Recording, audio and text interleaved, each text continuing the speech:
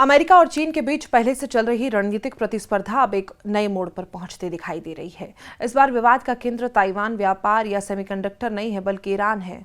अमेरिकी राष्ट्रपति Donald Trump ने दावा किया कि मई में बीजिंग में हुई उनकी मुलाकात के दौरान चीन के राष्ट्रपति शी जिनपिंग ने उन्हें भरोसा दिया था कि चीन ईरान को कोई हथियार उपलब्ध नहीं कराएगा। लेकिन अब सामने आई कुछ मीडिया रिपोर्ट्स ने इस दावे पर सवाल खड़े कर दिए हैं। रॉयटर्स और कई अमेरिकी मीडिया रिपोर्टों में दावा किया गया कि ईरान को जल्द ही चीन निर्मित 300 से 400 मैनपेड्स मील सिस्टम मिल सकते हैं। मैनपेड्स क्या है? Man portable air defence system. ये अब चीन ईरान को दे सकता है। ये ऐसी आधुनिक एयर डिफेंस मिसाइल है जिन्हें एक सैनिक अपने कंधे पर रखकर दाग सकता है और जो हेलीकॉप्टर, ड्रोन या कम ऊंचाई पर उड़ने वाले लड़ाकू विमानों के लिए बड़ा खतरा मानी जाती है। रिपोर्ट्स के मुताबिक इस रक्षा सौदे की शुरुआती खेप में करीब 400 मिसाइल सिस्टम शामिल हो सकते हैं। पूरे सौदे की अनुमानित कीमत 6 से 7 करोड़ डॉलर यानी लगभग 500 से 600 करोड़ रुपए बताई जा रही है। हालांकि चीन ने इन सभी रिपोर्ट्स को खारिज करते हुए कहा कि वो किसी भी तरह के हथियार की आपूर्ति नहीं कर रहा और उसकी नीति हमेशा क्षेत्र में शांति बनाए रखने की है। इसके बावजूद इन खबरों ने वॉशिंगटन में चिंता बढ़ा दी, क्योंकि अगर ईरान को वास्तव में ये हथियार मिलते हैं तो उसकी छोटी दूरी की हवाई सुरक्षा क्षमता पहले की तुलना में काफी मजबूत हो सकती है। और इसी बीच अमेरिका ने चीन और हांगकांग की 8 शिपिंग कंपनियों पर नए प्रतिबंध लगाने का ऐलान किया। अमेरिकी विदेश विभाग का आरोप है कि कंपनियां उस तथाकथित शैडो फ्लीट का हिस्सा है जिसके जरिए ईरान का तेल अंतर्राष्ट्रीय प्रतिबंधों को दरकिनार करते हुए चीन और संयुक्त अरब अमीरात जैसे देशों तक पहुंचाया जाता है। अमेरिका का कहना है कि इन प्रतिबंधों का उद्देश्य ईरान के आय के प्रमुख स्रोत तेल व्यापार पर दबाव बढ़ाना और उसके खिलाफ आर्थिक प्रतिबंधों को और प्रभावी बनाना है।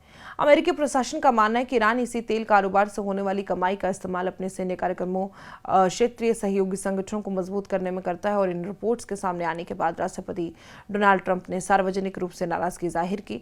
ट्रंप ने कहा कि अगर चीन वास्तव में ईरान को हथियार भेज रहा है तो ये उनके लिए बेहद निराशाजनक होगा।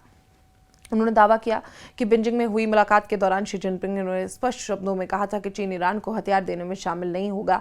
ट्रंप ने कहा कि उन्होंने दोनों देशों के संबंधों को ध्यान में रखते हुए शी जिनपिंग के इस आश्वासन पर भरोसा किया था और अब अगर रिपोर्ट सही साबित होती है तो वो भरोसे का उल्लंघन होगा। पूरे घटनाक्रम का महत्व इसलिए भी बढ़ जाता है क्योंकि पश्चिम एशिया में पहले से ही तनाव बना हुआ है। अमेरिका और ईरान के बीच लंबे समय से टकराव चल रहा है और हाल ही के महीनों में क्षेत्र में कई सैन्य घटनाएं हो चुकी हैं और ईरान को आधुनिक एयर डिफेंस सिस्टम अगर मिलते हैं तो उसकी सैन्य क्षमता बढ़ सकती है और अमेरिका या इजरायली हवाई अभियानों के सामने नई चुनौती खड़ी हो सकती है।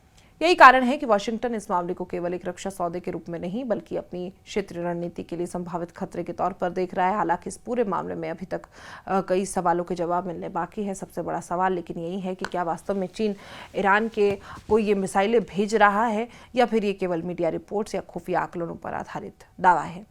चीन ने आधिकारिक तौर पर किसी भी हथियार आपूर्ति से इनकार किया और ईरान की ओर से भी इस कथित सौदे की पुष्टि नहीं की गई है। ऐसे में फिलहाल इन दावों की स्वतंत्र पुष्टि नहीं हुई। फिर भी इतना साफ है कि इस विवाद ने अमेरिका और चीन के बीच पहले से मौजूद अविश्वास को और गहरा कर दिया। व्यापार, युद्ध, तकनीकी प्रतिस्पर्धा, ताइवान विवाद, दक्षिण चीन सागर के बाद अब ईरान का मुद्दा भी दोनों महाशक्तियों के बीच टकराव का एक नया मोर्चा बनता दिखाई दे रहा है। अगर आने वाले दिनों में इन रिपोर्ट्स की पुष्टि होती है या अमेरिका या सबूत पेश करता है तो दोनों देशों के रिश्तों में तनाव बढ़ सकते हैं, जिसका असर सिर्फ पश्चिम एशिया ही नहीं बल्कि वैश्विक रणनीतिक संतुलन पर भी पड़ सकता है।